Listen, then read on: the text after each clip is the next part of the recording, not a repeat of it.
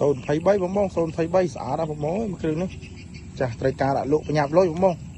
ប្រភេទ tractor M60 សូន23បាទបងបងមិនដែលមានតម្រូវត្រូវការអីចង់បានយកទៅប្រើប្រាស់អាចមកមើលមួយគ្រឿងនេះបានបងស្អាតណាប្រភេទកង់កាប់ណាបងមើលម្លុកស្កិនឆ្វេងស្ដាំណាបងតើមានកាត់នេះកាត់អីបងអើយ tractor នេះស្អាតណាមួយគ្រឿងសូន24បងបងជាប់23បាទស្អាតអត់មានជ្រាបទេបងធានាជូនស្អាតដូចរូបភាពស្អាតបងបងអើយមួយគ្រឿងនេះបងមើលក្លុកលៀត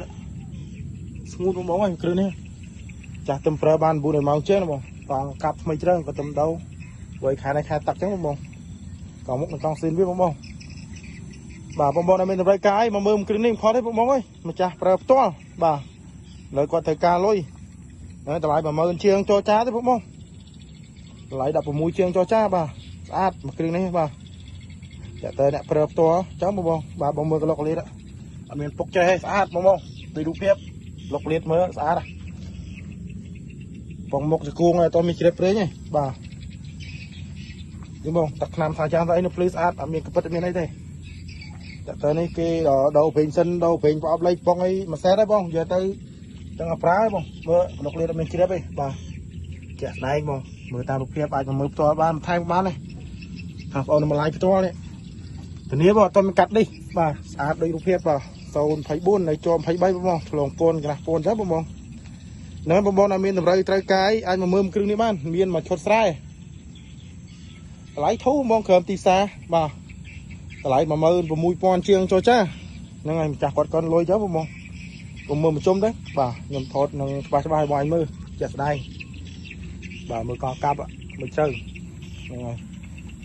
បងដែលមានតម្រូវការមកមើលមួយគ្រឿងនេះមិនខុសទេបងបាទនេះបងមើលតាគៀកក្រោយហ្វឺតហើយវ៉ានេះអត់មានធ្លាក់ទេបងចុកមកយុកតភ្លឺអត់មានធ្លាក់ទេបាទនេះជាក់ស្ដែងអត់មានលឺពេជ្រប៉កអីស្រត់ឡើយណាទេហ្នឹងហើយមកថតដល់វាស្រែហ្នឹងបងចាស់គាត់ពឹងឲ្យលក់ចំណាយស្លឹកផានៅ98%បងអើយនេះក្រាស់ស្មឹកស្លឹកផានៅធំល្អបងផា7ទំសឹកឆ្នាំតិចទេស្អាតកើវាស្អាតបាទមានមកឈុតស្រែបងមានផា7និងគប់បាយដីបាទបងដែលមានត្រូវការឲ្យមកមើលមកគ្រឿងនេះមិនខុសទេបងអើយស្អាតនេះមើលកង់កាប់មិនជ្រៅក៏ទំដោដំបងកង់ស៊ីនមកពីឃ្លាំងទៅបងឥឡូវគាត់ប្រើដាក់កង់កាប់ឲ្យខែនេះខែភាសាជ្រូតចុចហើយអស់បងអើយនេះត្រូវនឹងបងមកប្រើនេះ900ម៉ោងជាងបាទទំស្អាតបងអត់សិនណា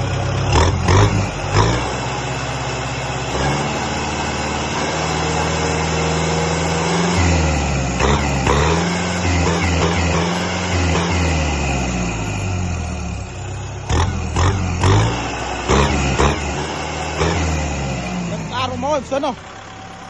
ហ្នឹងចំណៃប្រព័ន្ធភ្លើងប្រព័ន្ធអីនៅភ្លឺទាំងអស់បងអត់មានដាច់មានអីទេហ្នឹងបងដែលមានតម្រូវត្រូវការអាចមកមើលគ្រឿងនេះបានបង024បាទតម្លៃក្រឹមទីផ្សារតម្លៃក៏ដាក់16ជាងចរចាមានមកឈុតស្រែបងហ្នឹងបងដែលមានតម្រូវការមកមើលមួយគ្រឿងនេះមិនខុសទេបាទស្អាតអាចតាក់ទងតាម page ឬតាមលេខទូរស័ព្ទបានបងមាន Telegram ស្រាប់